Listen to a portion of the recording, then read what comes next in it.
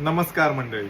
स्वराज्याचे शिल्पकार आणि भारतीय नौदलाचे जनक छत्रपती शिवाजी महाराज यांची शिवजयंती संपूर्ण भारतात जल्लोषात साजरी केली जाते.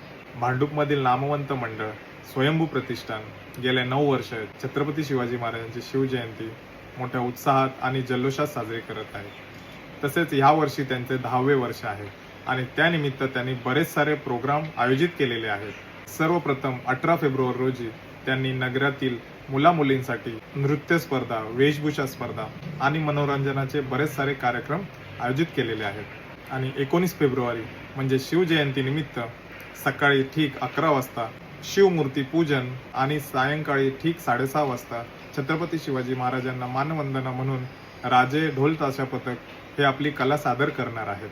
आणि रात्री ठीक 8 वाजता जय भवानी मर्दानी पथक ऐरोली नवी मुंबई हे आपले मर्दानी खेळ आपल्या समोर दाखवणार आहेत.